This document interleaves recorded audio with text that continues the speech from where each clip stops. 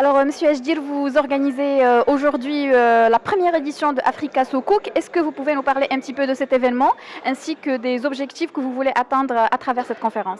Effectivement, Fineopolis Institute, qui fait partie d'un groupe d'une société de conseil spécialisée en finance participative ou finance islamique, organise la première édition de Soukouk Africa Conférence. Alors Soukouk, ce sont ces instruments financiers qui, nous l'espérons, et nous ne sommes pas les seuls qui en sont convaincus, peuvent apporter énormément de choses au développement économique des États africains, tant pour les opérateurs privés que pour les opérateurs publics.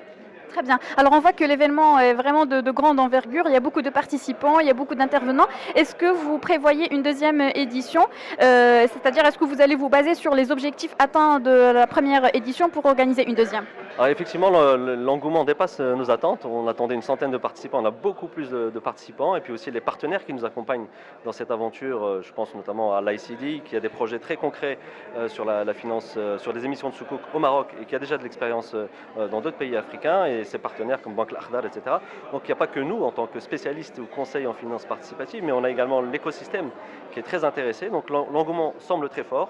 On a appelé ça la première édition. On espère pouvoir écrire le film le plus longtemps possible avec les partenaires qui, nous l'espérons, nous accompagneront très longtemps.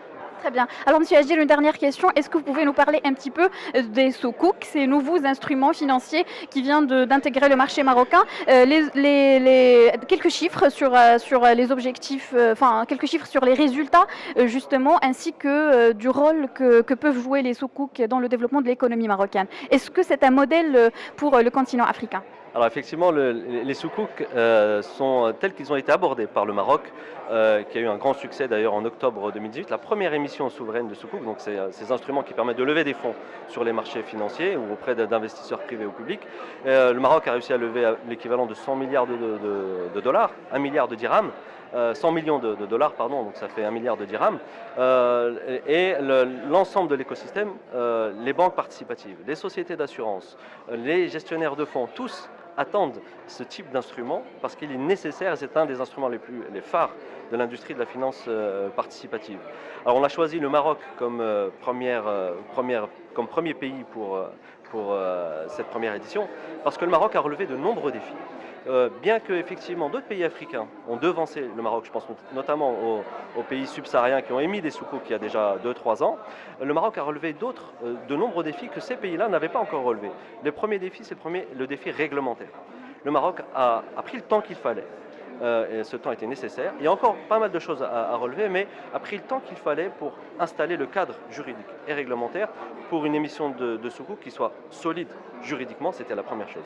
Et la deuxième chose, c'est qu'il fallait également qu'elle soit conforme aux préceptes de la charia. Donc le Conseil supérieur de l'ulama a dû s'approprier la thématique, a dû l'analyser vraiment de fond en comble, une analyse très pointilleuse.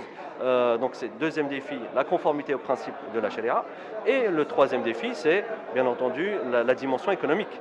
Il fallait donner un sens économique, il fallait que les investisseurs y trouvent leur compte. Donc le Maroc a relevé ces trois défis: réglementation, conformité aux principes de la charia tel que voulu par le Conseil supérieur des ulama, et l'intérêt financier à la fois pour les émetteurs et pour les investisseurs. Donc, en somme, on peut dire que les soukouks constituent un réel levier pour l'économie marocaine, c'est ça? Alors effectivement, nous le pensons en tout cas, nous en sommes fortement convaincus pour l'économie marocaine, mais également pour l'ensemble du continent africain.